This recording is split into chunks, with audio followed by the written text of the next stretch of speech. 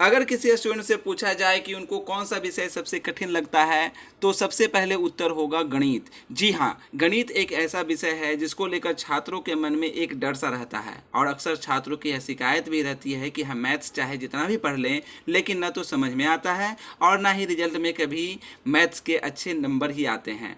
जी हाँ दोस्तों, ये क्वेश्चन जितने क्वेश्चन यहाँ पर लिखे हुए हैं ये प्रॉब्लम हर एक स्टूडेंट प्रत्येक स्टूडेंट के साथ होता है, अधिकतर स्टूडेंट के साथ होता है कि मैथ कैसे सीखें, मैथ कैसे बनाएं, टॉपर मैथ कैसे बनाते हैं, मैथ सीखने का तरीका क्या है, हमसे मैथ क्यों नहीं बनता है, मैथ बनाने के लिए तो बैठते हैं लेकिन बन नहीं पाता है। तो इन सभी सवालों का जवाब आपको इस वीडियो में मिल जाएगा और मैं आपको वादा करता हूं कि इसमें कहे गए जितने नियम हैं आपको बताए गए हैं, अगर वो फॉलो कर लेते हैं तो आपको मैथ में 100 नंबर लाने से कोई नहीं रोक सकता है। तो चलिए स्टार्ट करते हैं। आदित्य जुपाली एजुकेशन चैनल पर आप लोग का स्वागत है। पहले हम लोग समझेंगे कि गणित क्या है, गणित होता क्या है। गणित है जोड़ घटाव गुना भाग, जोड़ घटाव गुना भाग, इतना ही गणित कहलाता है। ठीक है ना। ये अगर जितना भी आप मैथ अभी स्टार्ट करना पढ़ना स्टार्ट करते हैं, बचपन से लेकर जब तक पढ़ते रहिएगा मैथ को, तब तक आपको जोड़ घटाव गुना और भाग ही पढ़ना होगा। जिसमें जैसे मान लीजिए आज आप पढ़ रहे हैं 2 + 2, 2 - 2, और उसी तरह से आगे पढ़िएगा 2/3 + 2/4 भिन्न में पढ़ने लगेगा। फिर उसी चीज़ को a + b में पढ़ने लगेगा। फिर इसी तरह यानी आपको सिर्फ जोड़ घटाव गुना भाग ही पढ़ना है, इसके आगे कुछ नहीं पढ़ना होता। अगर मान लीजिए आप कहेगा हम तो एलसीएम पढ़ लेते हैं, तो वो भी भाग का ही एक रूप है, गुना का ही एक रूप है वो सब। ठीक है ना। यानी आप स्टार्टिंग से पढ़ना स्टार्ट करते हैं और लास्ट तक यानी जब तक आप पढ़ते रहिएगा मैथमेटिक्स जोड़ घटाव गुना भाग ही पढ़ते हैं। ठीक है। इसका उपयोग क्या करते हैं, इसका उपयोग क्या है, मैथमेटिक्स का क्या उपयोग है, ये आपको पहले मालूम होना चाहिए। जैसे ट्रिग्नोमेट्री आप पढ़ रहे हैं तो ट्रिग्नोमेट्री का क्या उपयोग है।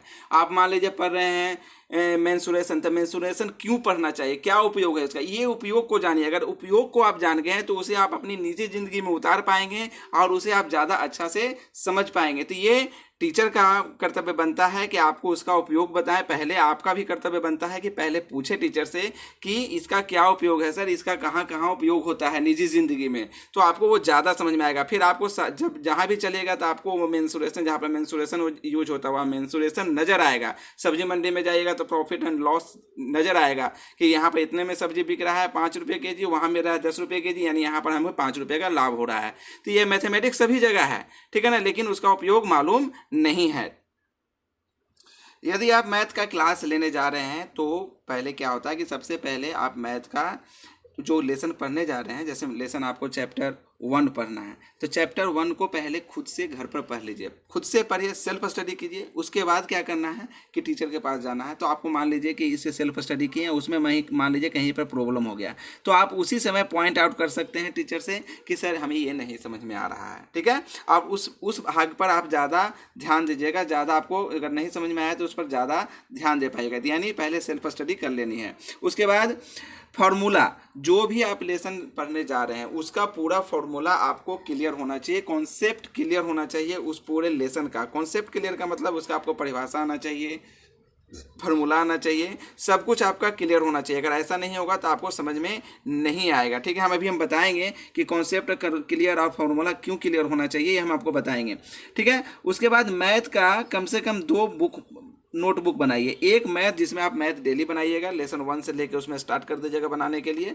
ठीक है ना, जो क्लास रूम में आप पढ़िएगा वो। एक दूसरा फार्मूला का बुक अलग बनाइएगा, फार्मूला का नोटबुक अलग होना चाहिए आपका, जिसमें आप lesson wise chapter wise formula को नोट करते जाइएगा। जैसे पहला चैप्टर पढ़िएगा, पहला चैप्टर का फार्मूला इसमें लिखिएगा। आपको मान लीजिए कोई प्रॉब्लम हो जाएगा तो उसका फार्मूला खोल के आप इसमें देख लीजिएगा। ठीक है। उसके बाद चार्ट बनाना, फार्मूला जब बनाइएगा तो फार्मूला का चार्ट भी बनाइएगा। चार्ट पेपर एक बनाइएगा, पेपर में सब फार्मूला को नोट कर दीजिएगा। नोट करके आपको जहाँ पर नज़र जाता है, जहाँ पर आप दिन भर में ज़्यादा बार रहते हैं वहाँ पर आपको उसको लगाना है। जैसे टेबल के पास जहाँ पर पढ़ रहे हैं स्टडी टेबल वहाँ पर लगाना है, मिरर के पास लगाना है, सब जगह से चार्ट को लगा देना है जिससे आपको याद रहे। और खास करके आजकल जो मोबाइल यूज करते हैं, अगर मोबाइल आप यूज करते हैं तो मोबाइल के स्क्रीन पर उसे ही लगा लीजिए। उसके बाद फार्मूला को डेली याद कीजिए, जो भी फार्मूला आप पढ़ रहे हैं उसको डेली याद कीजिए, ठीक है। और एक नोटबुक बनाइएगा जो मैथमेटिक्स का, एक अलग से नोटबुक बनाइएगा मैथ के लिए, जिसमें उसमें आप क्या करिएगा, ये दोनों बुक नोटबुक के अलावा एक नोटबुक बनाइएगा जिसमें आप क्या करिएगा, मान लीजिए कि एक फर्स्ट चैप्टर में 10 क्वेश्चन है, 1 2 3 4 5 10, ठीक, 10 क्वेश्चन है। आप उसके मान लीजिए कि दूसरा नंबर और चौथा नंबर क्वेश्चन आपको नहीं आया, तो ये दूसरा और चौथा नंबर क्वेश्चन को इसमें आप लिखिएगा, ठीक है। इसमें तो लिखना ही है, जो पहला वाला है उसमें तो लिखना है, इसमें भी आप नोट करिएगा। ये आपका नोट अलग बनेगा जिसमें आपको जो नहीं आता है उसे आप बनाए, जिसमें आपको प्रॉब्लम हुआ है, और इसे आप बार बार प्रैक्टिस कीजिएगा। प्रैक्टिस इसका भी करना है, लेकिन इसका एक बार अगर करना है तो इसका आपको 4 बार प्रैक्टिस करना है। हमेशा याद रखिए, प्रैक्टिस अ मैन परफेक्ट, बिना प्रैक्टिस के आपका मैथमेटिक्स अच्छा नहीं हो सकता है, ठीक है। उसके बाद स्टेप बाय स्टेप मैथ को जब बनाना स्टार्ट करिए तो उसे स्टेप बाय स्टेप पढ़िए। स्टेप बाय स्टेप का मतलब होता है कि मतलब स्टार्टिंग से पढ़ना स्टार्ट कीजिए, उसमें क्या क्या कह रहा है इसको आपको समझते चाहिए उसको पूरा, ठीक है। उसके बाद कंटिन्यू प्रैक्टिस होना चाहिए। कंटिन्यू प्रैक्टिस, हम बार बार बोल रहे हैं, बिना प्रैक्टिस के मैथ को पढ़ना असंभव है। प्रैक्टिस तो 100% होना चाहिए। जो मैथ आपको आ नहीं रहा है उसका तो आपको प्रैक्टिस करना ही करना है, और जो मैथ नहीं भी आ रहा है, मतलब जो नहीं आता है, अगर उसे आप टीचर से या कहीं वीडियो देखकर उसे समझे हैं तो उसका एक दिन में कम से कम 5 टाइम्स तो प्रैक्टिस होना ही चाहिए, ठीक है। उसके बाद एक जरूर करिएगा कि खुद से सेल्फ टेस्ट दीजिएगा खुद से ही। आप रैंडमली बुक को निकाल लीजिएगा और आज सोचिएगा कि आज हम 3 नंबर 4 नंबर और 6 नंबर बनाएंगे, अगला दिन 5 नंबर 6 नंबर 10 नंबर बनाएंगे। या ऐसा कर ले सकते हैं कि आप 1 से 10 क्वेश्चन है आपके, मान लीजिए बुक में, उसका एक पर्ची बना लीजिए, पर्ची बना के कहीं डाल दीजिए, जो भी रैंडमली निकल जाता है उस क्वेश्चन को मैं हल करूंगा। इससे आपका खेल का खेल भी हो जाएगा और मैथ बनाने में आपको इंटरेस्ट भी पैदा होगा, ठीक है। उसके बाद कॉन्सेप्ट को समझिए, हमेशा पूरा कॉन्सेप्ट क्लियर कीजिए कि क्या मैथमेटिक्स क्या है। जैसे आयत है तो आयत किसे कहते हैं आपको ये पता होना चाहिए। पूरा परिभाषा, जितना मैथमेटिक्स का परिभाषा और टर्म एंड कंडीशन होते हैं उसे आप पूरा याद कीजिए। जैसे हम ये क्वेश्चन आपको अभी दे रहे हैं और उसको हम बनाने की कोशिश करते हैं आपके सामने। जैसे देखिए बोल रहा है एक आयत की लंबाई। अब देखिए इस मैथ को हम देखिए आपको इसी मैथ को बनाते बनाते आपका पूरा मैथ आपको आ जाएगा कि मैथ आखिर चाहता क्या है आपसे, ठीक है। तो आप देखिएगा एक आयत की लंबाई, देखिए इंग्लिश वाले के लिए इंग्लिश में हम ग्रीन में लिख दिए हैं सब जगह इंग्लिश में, ठीक है। एक आयत की लंबाई तथा चौड़ाई क्रमशः 15 सेंटीमीटर तथा 12 सेंटीमीटर है तो आयत का क्षेत्रफल तथा परिमाप ज्ञात करें। ऐसे नहीं पढ़ना है मैथमेटिक्स को। पहला कि आपको स्पीड में नहीं पढ़ना है, ज़्यादा स्पीड में पढ़ने से कोई फायदा नहीं हो, ऐसे भी समझ में नहीं आने वाला है, ठीक है।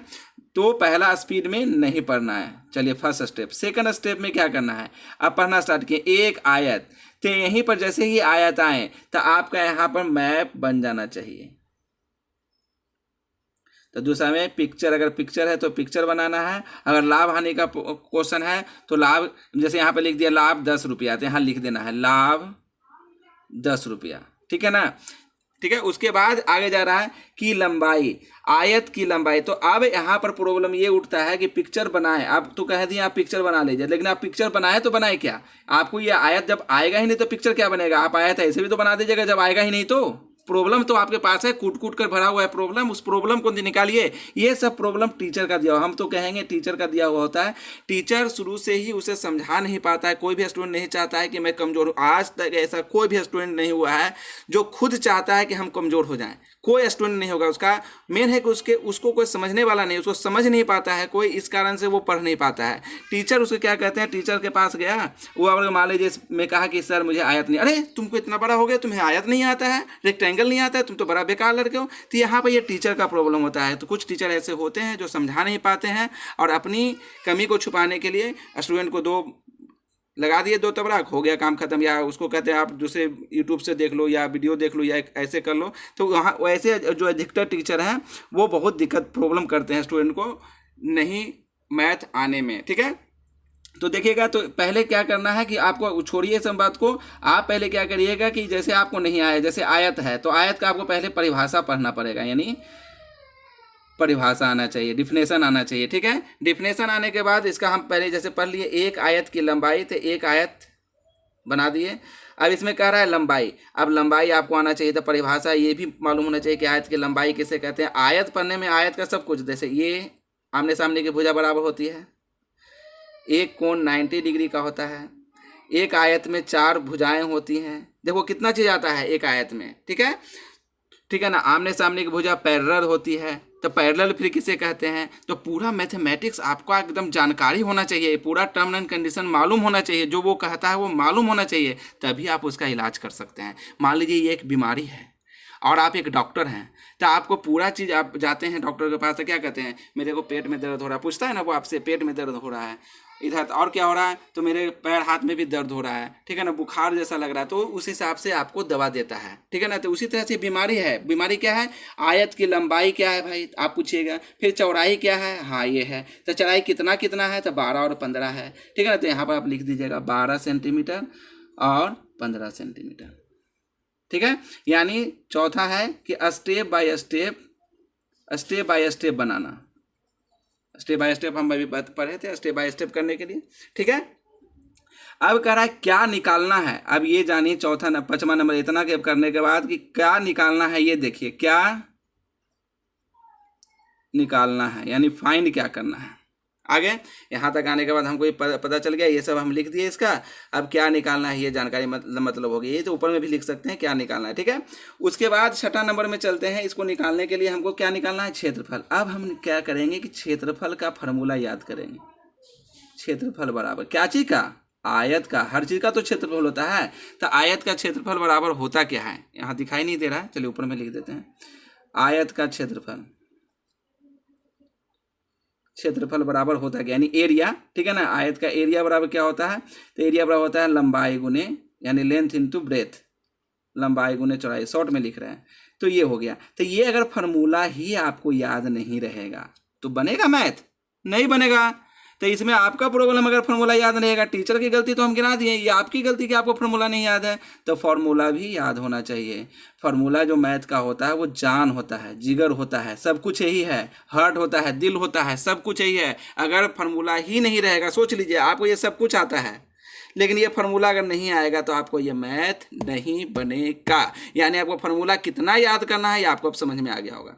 अब यहाँ पर लंबाई गुने चौड़ाई का क्या लिख देंगे, हम लिख देंगे कि लंबाई गुने चौड़ाई कितनी है, तो लिख दिए लंबाई कितनी है, सॉरी यहाँ पर 15 इधर होगा और 12 इधर होगा, ठीक है। तो ये 15 गुने 12 लिख दिए, ठीक है। अब इसको गुना कर देंगे, तो गुना करके आप देखिए गुना करने में प्रॉब्लम होता है, बच्चे ऐसे करके गुना करने में भी क्या होता है। आप मान लीजिए तो छोटा वाला गुना है तो कर लीजिएगा 9 गुना कितना रहेगा, तो आपको क्या होगा, दिक्कत होगी। बार बार हम कितना गुना करें। प्रैक्टिस भी करना चाहेगा तो थ्योरी प्रैक्टिस कर लेंगे, लेकिन लिखने वाला जो इतना गुना करना पड़ता है, इसमें ज़्यादा टाइम जो जाता है, बच्चे उसको करने से आनाकानी करते हैं। तो इसमें क्या होना चाहिए, गुना करने के लिए, फास्ट गुना करने के लिए आपको सीखना चाहिए। जैसे ये है 15 गुने 12, तो इसको गुना करने 5 दूनी 10 के 0 हो गया, 5 और 2 7, 1 8 हो गया, 1 हो गया आंसर 180। तो इसका हम ट्रिक बताए हैं, हमारे बहुत से प्ले लिस्ट में होगा ट्रिक बनाने के लिए कि 15 गुने 12, 99 गुने 99 कैसे करना, ये सब चीज़ बहुत सारे ट्रिक बताए हैं। आप उसको देखिए, आपका मैथमेटिक्स फास्ट हो जाएगा, ठीक है।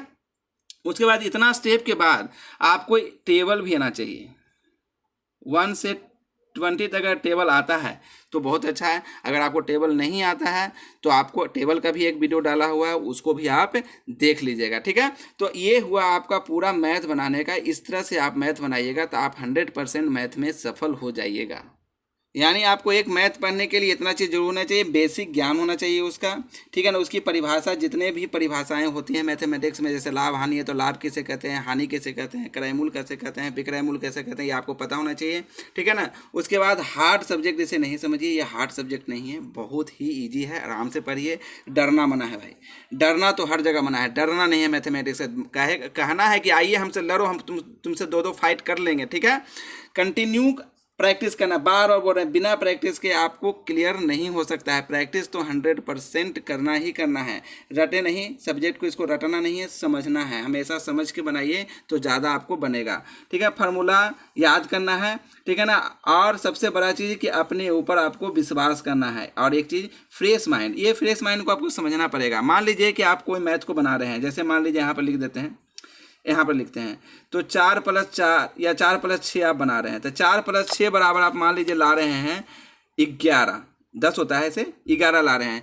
4 + 6 बराबर आप मान लीजिए 11 ला रहे हैं, तो आप उसको तब तक लाते रहिएगा जब तक आपका फ्रेश माइंड नहीं रहेगा, 10 आएगा ही नहीं। तो आप क्या करिए, वहाँ पर से थोड़ा सा उठ जाइए, उठ के थोड़ा सा घूम घाम के आइए, इधर उधर थोड़ा फ्रेश हो जाइए। उसके बाद 4 + 6 को बनाइएगा तो आपको 10 आ जाएगा। यानी उस एक ही मैथ में लगे नहीं रहना। अगर आपके आप से मान लीजिए नहीं बन पा रहा है तो आपको उसमें नहीं लगे रहना है, उसको थोड़ा देर रिलैक्स होकर उसके बाद से दोबारा बनाने की कोशिश करना है। तो उसे फ्रेश माइंड से बनाइए तो आपको ज़्यादा जल्दी जल्दी बनेगा, ठीक है। उसके बाद आपका अपने मैथ का टीचर तुरंत बनी, खुद ही बनिए, यानी चेक कीजिए मैथ को खुद ही चेक कीजिए कि हम गलती आखिर कहाँ पर कर रहे हैं। टीचर से पहले आप खुद ही चेक करने की कोशिश कीजिए। कब? जब आपका माइंड थोड़ा फ्रेश हो, घूम घाम कर आइए, उसे एक बार खुद से चेक कीजिए हम कहाँ पर गलती कर रहे हैं। ये बेसिक मजबूत करने के लिए आपको, ये बेसिक मजबूत करने का मतलब क्या है? बेसिक मजबूत करने का मतलब है कि आपका मैथमेटिक्स नीचे से अच्छा होना चाहिए। आप जैसे ऊपर वाला मैथ डायरेक्ट पढ़ना चाहिएगा 10th क्लास का, आप 10th में चले गए हैं, आपका मैथ पहले से कमज़ोर है, तो पहले से कमज़ोर है तो 10th में जाकर आप सोचिएगा कि हम 100 में 100 नंबर ले आएँ, डायरेक्ट ऐसे नहीं आता है।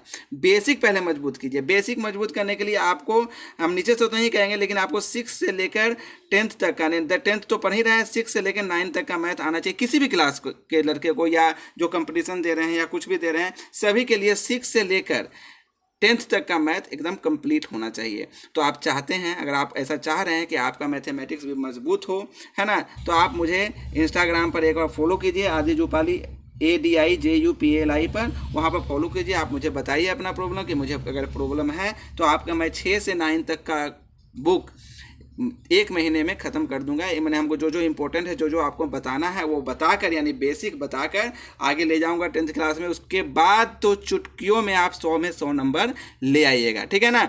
यानी 6 से 9 तक का हम 1 महीना में ख़त्म करेंगे। कैसे ख़त्म करेंगे ये हम जानते हैं, हम आपको कैसे ख़त्म करेंगे। जो हमको पूरा नहीं बताना है, जो इम्पोर्टेंट है, जो 10th में आने वाला है, जो कॉन्सेप्ट वहाँ पढ़ने के बाद 10th में यूज होगा, सिर्फ उसी चीज़ को हम बताएंगे, बाकी को हम छोड़ देंगे, ठीक है ना।